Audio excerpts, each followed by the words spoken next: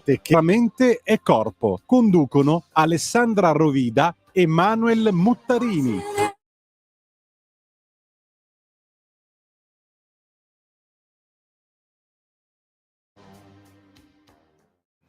Bentrovati amici, proseguiamo il nostro viaggio nei fiori di Bach. In questa puntata andiamo a parlare del quarto fiore, chiamato in inglese Centauri, scritto proprio Centauri, che in italiano sarebbe il cacciafebbre. Diamo un attimino uno sguardo sulla descrizione della nostra pianta. Questa piantina cresce dove molte altre non riuscirebbero a sopravvivere. Cresce su suoli poveri e asciutti. Come altezza raggiunge circa 50 centimetri più o meno e presenta delle caratteristiche particolari perché ha delle foglie ellittiche. Il suo periodo va da maggio a settembre e il suo bello è che si ricopre di fiorellini rosa, più o meno disposti a ciuffetti sulle sommità dello stelo. A prima vista questa pianta è un fiore di poche pretese, timido, quasi nascosto dai cespugli circostanti, confuso a delle volte anche tra i fili d'erba. Così questa descrizione della pianta è anche la persona che ne ha bisogno, talmente sottomessa da sembrare quasi negarsi. La descrizione di Bach di questo fiore è la seguente. Bach diceva: buoni, tranquilli, gentili.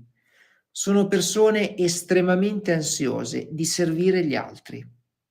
Abusano e presumano troppo dalle loro forze. Il desiderio di assecondare il prossimo è così sviluppato da farli diventare più servi che aiutanti.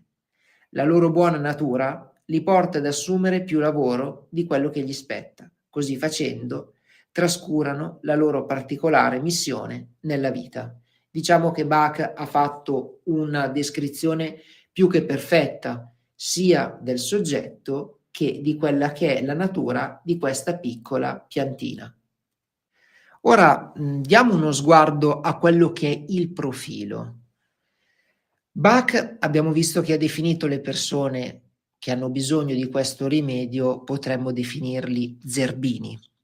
Si tratta in effetti di individui che, sentendosi di loro deboli e fragili, tendono a legarsi con persone forti, per le quali sarebbero letteralmente disposte a far tutto pur di essere accettate.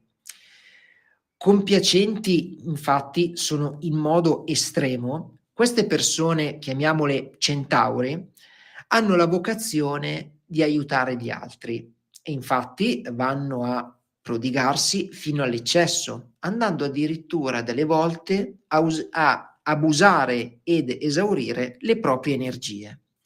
Infatti è tipico di loro essere sempre stanchi. Infatti appaiono come se qualcosa o qualcuno ne succhiasse la vitalità, ma perché? Perché loro sprecano molte energie, perché vedono la propria insicurezza e cercano di distrarsi andando ad impegnarsi su magari anche persone che possono averne anche timore, può essere anche un meccanismo di difesa, quindi non dobbiamo sottovalutare anche queste. E spesso, ritorniamo nel nostro discorso, succede proprio così, che gli altri, i forti, si accorgono di questa estrema disponibilità e se ne approfittano, arrivando qualche volta persino, purtroppo, a plagiare le persone stesse. Come Agrimoni, anche il tipo Centauri è incapace di dire no. Ma mentre il primo lo fa esclusivamente per evitare i conflitti e per non perdere gli amici, Centauri non riesce a trovare un motivo per negare aiuti e favori a chiunque, senza sapere che quando si offre per poco o per niente, tutto il suo agire viene deprezzato e svalutato. E inoltre, dopo un po', gli altri non si accorgono nemmeno più di quello che fa per loro. Perché? Perché danno per scontato che lo faccia. Bisogna allora distinguere Una cosa è aiutare le altre persone senza farlo pesare, che è il modo giusto di agire. Un'altra è trasformarsi in servi e vivere una vita di riflesso, come spesso succede a quelli che hanno bisogno di questo rimedio. Capita infatti che Centauri scelga di dedicare la vita agli altri proprio per evitare di prendersi la responsabilità della sua esistenza e per sfuggire al faticoso destino di crescita che è un'esperienza comune a tutti, ma che spaventa molti. Adesso elenchiamo un attimo i sintomi. Potremmo trovare passività, volontà debole, asservimento ai desideri altrui, mentalità convenzionale, servilismo, desiderio di venire incontro ai bisogni altrui, appropriazione inconscia di gesti e del modo di parlare altrui, buon carattere facilmente sfruttato, martirio autoinflitto, senso di inadeguatezza, stanchezza e poi infine scarsa energia vitale. E le frasi tipiche che si dice è non ho saputo dire di no, e invece bisogna imparare a dire di no. La trasformazione, se prendiamo questo rimedio, cosa può succedere? Il Centauro è veramente nato per servire, ma non gli egoistici bisogni altrui, bensì le cause, gli ideali e i principi superiori. Il rimedio serve a indirizzare bene la propria sensibilità in modo che questa non si trasformi poi in una specie di boomerang devastante che porta a esaurire rapidamente tutte le energie a disposizione per aiutare gli altri. Una volta riequilibrato, Centauro è un gran lavoratore, magari proprio nel campo dell'assistenza sociale, del volontariato e dovunque ci sia bisogno di rimboccarsi le maniche.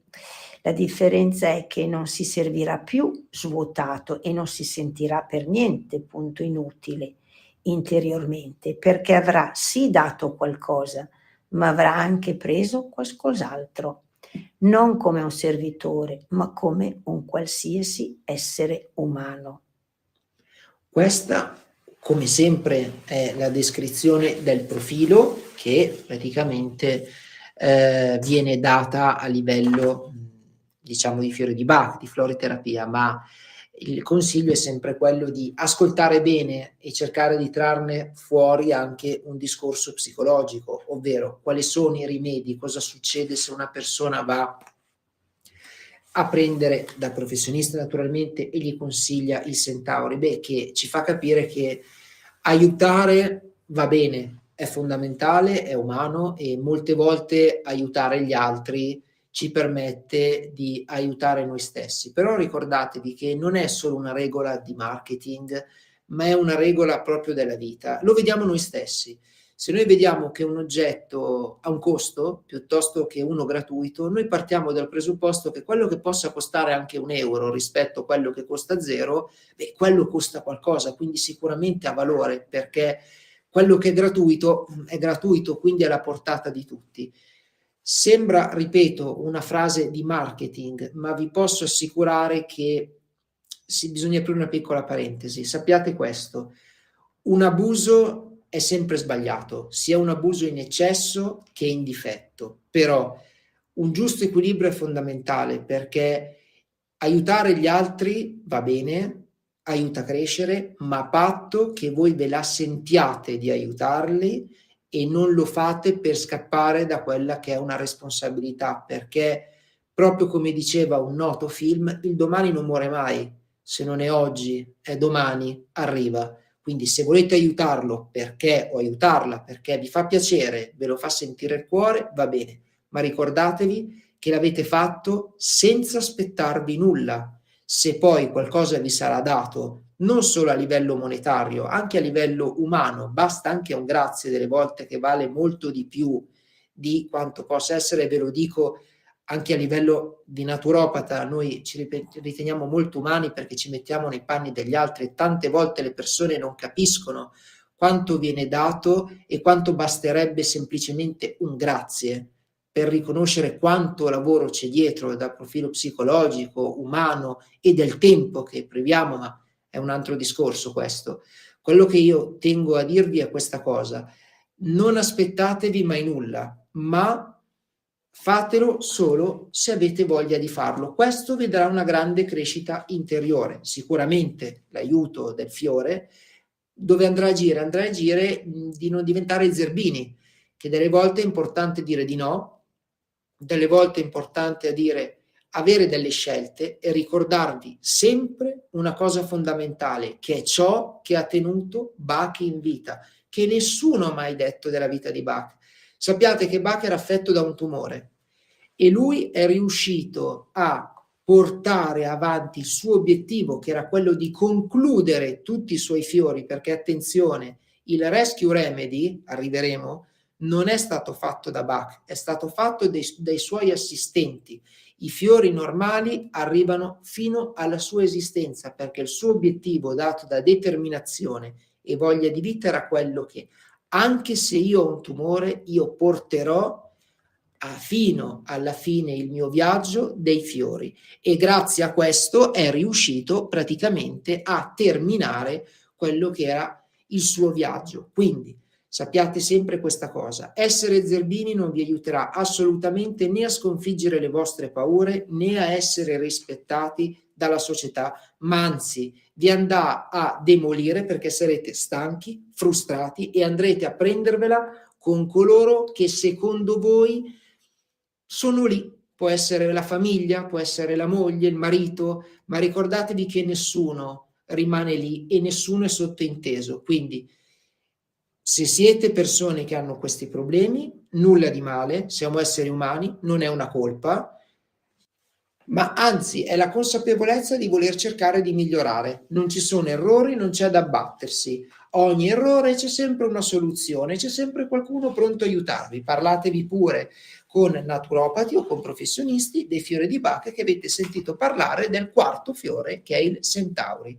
Grazie per essere rimasti con noi, grazie per averci ascoltato. L'appuntamento con i fiori di Bach è per la settimana prossima.